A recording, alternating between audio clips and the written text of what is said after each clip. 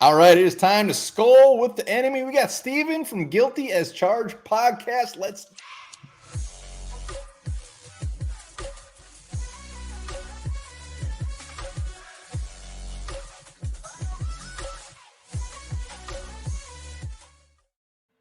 back to the Onebar and Lupagus show. I'm Onebar with Lupagus and no stranger to the show, Steven from Guilty as Charged podcast. To talk some Vikings, Chargers. Steven, welcome to the show, man. Hey, thanks for having me, guys. Happy to be back on the show. This has been a yearly tradition. Super fun. Love hopping on with you guys.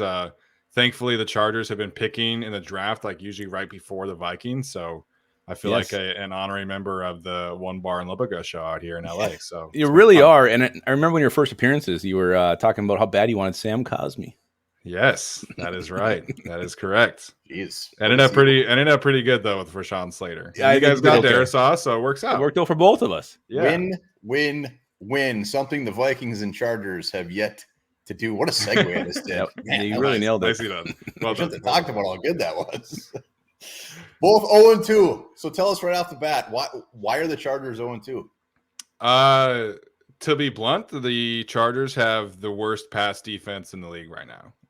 This unit is an atrocity to watch on film. I've just finished up watching this game against the Titans. There's no connective tissue with the Chargers secondary. Guys are running wide open left and right. I mean, Traylon Burks and Nick Westbrook-Akina and Chris Moore, all due respect, should not be giving your pass defense the kind of fits that they were giving the Chargers on a Sunday. So there's some other issues, but first and foremost, they can't stop anybody through the air. And Ryan Tannehill, according to Benjamin Solak, had his second best game ever, according to completion percentage, passer rating, PFF grade, all of that stuff. It was Ryan Tannehill's second best performance in his career. This in 2023, this current stage of Ryan Tannehill lit up the Chargers pass defense. Are you guys getting the quarterback at all? I mean, does that have anything to do with it? They sacked him 6 times on Sunday. Wow. That's brutal. It doesn't matter. If the pass rush is not getting home, the coverage is not holding up at all. Wow. So would you say, are the Chargers worthy of the 0-2 start? Yes, 100%. I think the offense is doing some really good things. I mean, Justin Herbert has been pretty solid. They ran for 230 yards against the Dolphins, but they can't stop anybody. And until they do, this team is not going to be winning many games. So Vikings fans, I mean, we have 7 turnovers. It is 7 turnovers in 2 games, and we're all playing the, if it wasn't the turnovers, it'd be this, we'd be 2-0, blah, blah, blah, where we're a little bit delusional, where we're, like when you say quick, you are deserving of the 0-2. Do you think this, is there any hope for the Chargers? Are you guys already just jumping off the bandwagon? I think the hope is that the offense continues to figure things out and Justin Herbert just continues to play well, and you run into some worse teams. But it's bad right now. When Ryan Tannehill lights you up like he did, it's bad. It is really, really bad out in Los Angeles right now. So we're both 0-2. Vikings fans look at this as a must-win game. Chargers, and we feel the same. Yeah, same thing. Because the way that the Chargers schedule is set up, so they play the Raiders in week 4. Theoretically, they should win that game. But they come out of the bye with the Cowboys and the Chiefs. And, before Aaron Rodgers got injured, we were really concerned about that Jets game. They play the Ravens after the bye week. It gets dicey pretty quick if the Chargers lose this week and they're 1-3 heading into their week 4 bye. This is our Super Bowl. Week 3 is our Super Bowl.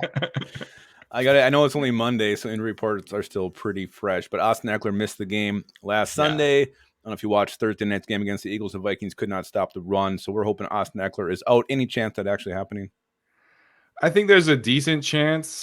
He didn't practice last week, but he was on he had some initiative last week, and so he was on a bunch of the podcasts, and he said he felt like he should be good to go this next week after a week of rest. So we'll see how that one goes. Unfortunately, you guys probably won't see your former linebacker Eric Kendricks play this week. I know that's something we talked about previously, but he is dealing with a hamstring injury that sounds like it's pretty severe at this point. And disclaimer, recording this Monday. We're posting it on Wednesday. So things change. We're not holding Steven to this at all. But you mentioned Kendricks. Initial thoughts? I mean, disappointed, It's too small. What are you thinking? I think it's too early to tell. The team was very, very positive about what he was giving them in training camp and, just what he's able to bring to the table as a leader, as a communicator. We were down at training camp. We watched them have a scrimmage, and Eric Kendricks was good. I think he's clearly not the same player he was 3-4 years ago. But he missed this past week. So it's too early to say really like what have the returns been for Eric Kendricks, but the team is very high on like what he's brought to the team as like a culture and leadership kind of vibe. All right, I think you already answered this one, but there's something else. You mentioned the pass defense being very bad for the Chargers. Is that the biggest weakness on this team, or is there something else? That's the biggest weakness. Last year was run defense, but they were pretty solid, I felt like, against the Dolphins, and they held Derrick Henry under 80 yards, which is no easy task even with this kind of Titans game. So I feel like they've been pretty solid against the run. Really, it's just they can't stop the pass, and that's really what Tua had 14 passes over 20 yards against them in week 1. It's bad out there. All right, once again, we got Steven from Guilty as Charged. Links will be down in the description. Head over, give those guys a sub. Well worth it. So give us a strength. Give us a couple of strengths. What's the bread and butter of this Chargers team that's going to maybe beat us on Sunday? Yeah, so the offense in general is the strength for sure. I think their best unit overall is the offensive line. We talked about Slater earlier. Slater's been dominant in his 2 games, returning from the bicep injury.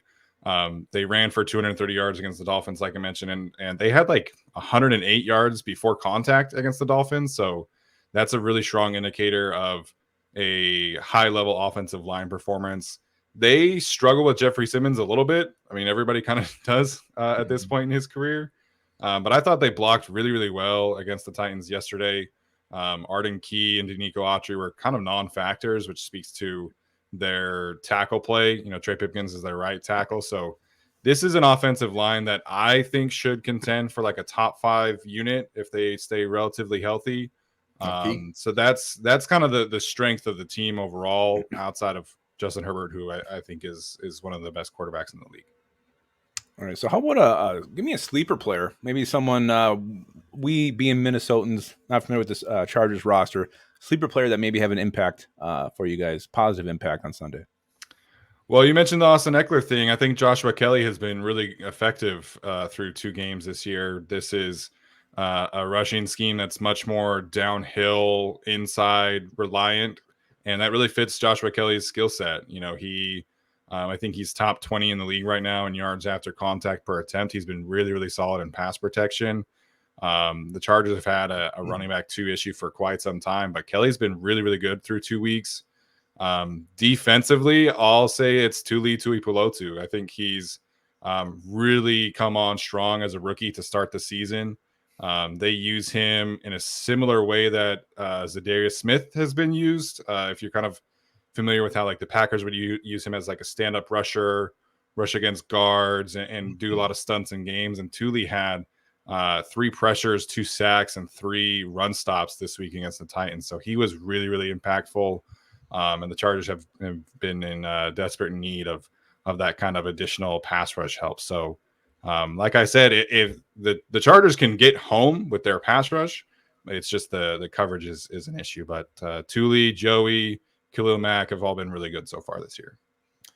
So we got a guy named Ed Ingram on our offensive line that week in and week out fans are just kind of clamoring, like, get this guy off the field. We got to do something better. And we just did sign Dalton Reisner, whether he takes over that spot or not. But as far as Chargers fans, who's that guy on your team that everyone's just like gives them anxiety when he's out there?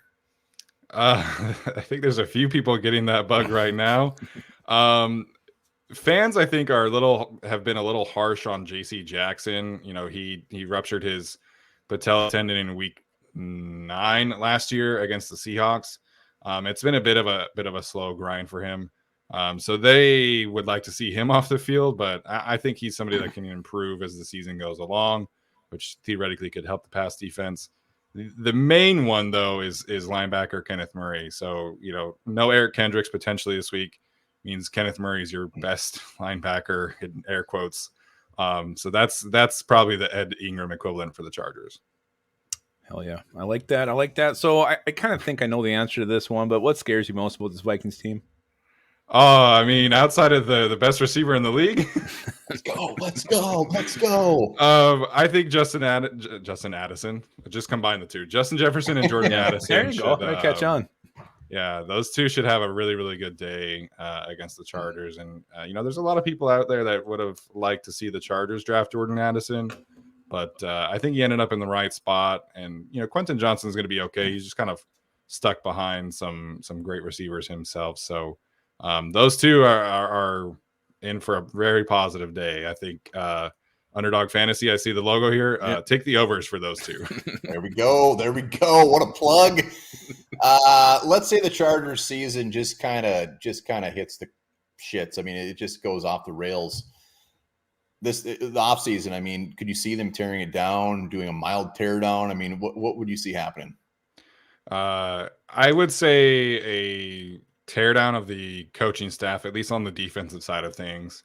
I don't know how this ownership group feels about Kellen Moore, but the offense is not the problem. The defense is the problem right now. It's the most expensive unit in the league, and they pushed all of their chips in financially to give Brandon Staley hopefully an above average defense, and it's been very below average. So, Khalil Mack, JC Jackson, Joey Bosa, Michael Davis, Sebastian Joseph Day, these are all key starters for them right now. And they're all guys that are either free agents or the team can get out of their contracts in the offseason. So this team acted like a team that is hoping for a deep playoff push. And if it doesn't go that way, then there's going to be a lot of people looking elsewhere for employment this year. All right. So both these teams, again, 0-2. Someone has to win this Sunday. I hope so. Who's it going to be? Or is it going to be a tie? I am not predicting a Chargers win until they show me that they can actually close out games. So, I think this is going to be a Vikings win. It's in Minnesota. You have the best receiver in the league against the worst passing defense in the league. Feels like a recipe for Viking success, unfortunately for us. I love it. That sounds beautiful. Well, you know what? The guy we had on for the Bucs said the same thing. That did not pan out. So we're not going to get excited about what you just said at all. I smell. I feel like we feel the same about our respective teams right now. I don't know. Yeah. I think there's going to be a ton of points on Sunday. Yeah. I'm not, all the overs on Underdog Fantasy Sports. Not feeling overly confident, but there you have it. Steven, guilty as charged. Appreciate you hopping on once again. Look forward to you to come on for like a sixth time real soon. Check out the channel. Links down in the description, man. Appreciate it. Appreciate it, guys. Yeah, thanks, Steven.